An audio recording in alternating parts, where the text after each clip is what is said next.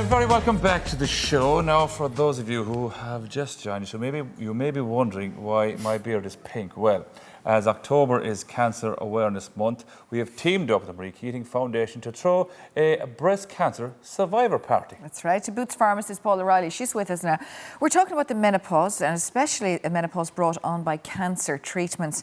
That can happen to an awful lot of people, and it's irrelevant what age you are, really, Paula. Yeah, absolutely. So there's certain breast cancer treatments that can bring on either an early menopause, it can induce the menopause early, or it can cause a temporary menopause as such. And when people are undergoing some breast cancer treatment, it can come on quite suddenly, the symptoms of the menopause, and can be more severe than when they go through it naturally themselves. You're talking about a temporary menopause. Does that mean your period will come back again? Yeah, it can do. So as I said, it depends on the medication you're on, but certain medication will just induce it temporarily, and then once treatment is over, your menstrual cycle can go back to normal. But it depends on what treatment you're on. And do we know how long that can last for the temporary one?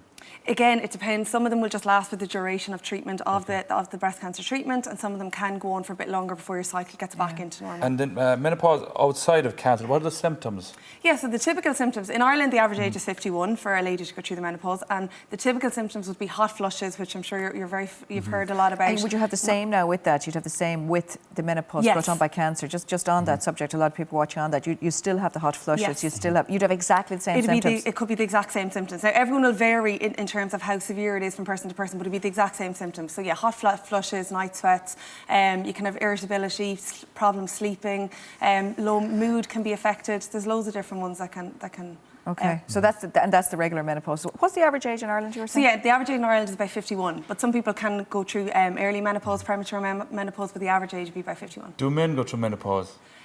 So, I mean, it's It's different. partly named after us now, menopause. So yeah, it's obviously very different. The menopause in a woman ends the reproductive cycle as such. So it's a different scenario in men, but obviously men do have hormones as well, but it's a different scenario. We don't tend to get hot flushed and stuff like that, do we? No. Okay. No, you may complain you do, but no. Now, hormone replacement therapy sometimes gets a bad rap, and that is basically the estrogen that you lose as you go through the menopause, that's replaced with HRT, is that right? Is that the basis of it? It's exactly as it says, hormone replacement therapy. So when you go through the menopause, your hormone levels are changing, your estrogen levels drop. So HRT is supplementing your body with those estrogens, and in some cases progesterone additionally. So that's what the treatment is. So it helps with night sweats, it helps with irritability, because people actually feel very down as well. Like depression is part of it. It can be in extreme cases. It can be in extreme cases, and it can have a huge impact on a person's life. And if it is having a huge impact on your life, you should really speak to your GP to see what the options are. There was a story today actually about HRT, because it has got a bad rap in something. This is a study in America actually. HRT is not a danger to women, as experts conclusively dismiss worries over safety. They're saying that the worries that maybe people may have been told about certainly are so dissipated compared to the treatment and what it can offer. Absolutely. As I said, HRT can be a fantastic treatment for certain people. It needs to be tailored to the individual.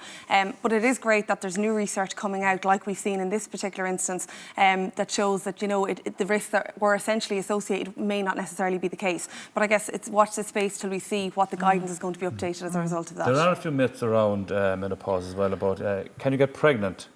Yeah, you can. You can be still fertile after the menopause.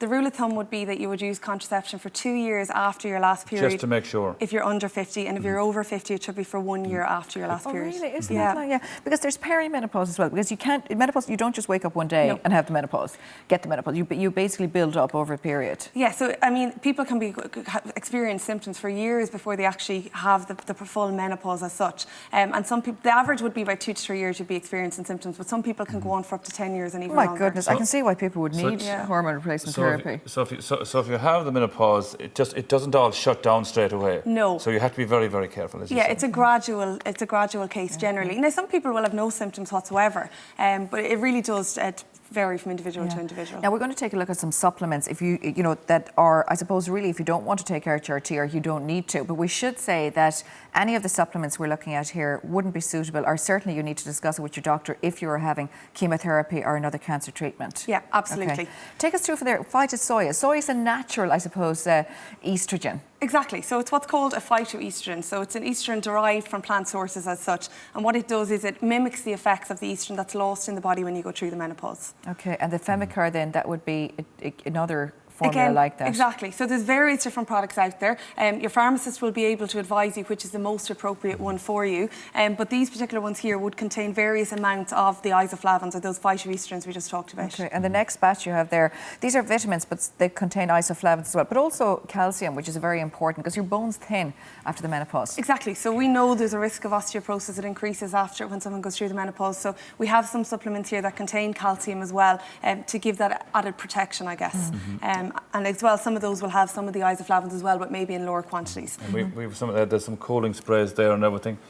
That's what it says in the tin. Exactly. So what happens is the hot flushes come on quite suddenly and can be quite severe, and people can start sweating profusely. So these are handy, I guess, to have in your handbag if you do start experiencing symptoms when you're out and about.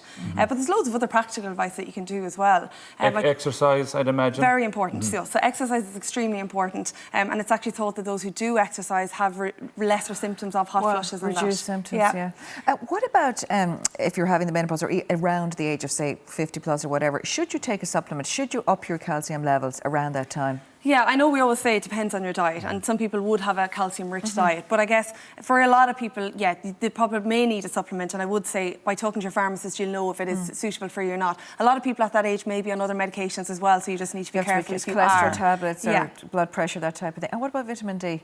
Yeah, well, vitamin D, we know we get it naturally from the sunlight, and in Ireland, coming into the winter, I suppose we don't have that natural sunlight. Not as much anyway. Yeah, so it is a great supplement to take as well. Okay, great. Yeah, that's and all the stuff we're talking about today as well, just to let people at home know, it's very important for men to know all this as well about the menopause, because most of us have wives, we have moms, we have sisters, aunts as well, and it's the exact same thing with breast cancer. Yeah. So I think we need to be aware of all this as well. Absolutely, because as I said, it can have a huge impact on a lady's life. Yeah, it can, So and it affects the lady's life, it affects our life as well. You said it, Dahi, you said it.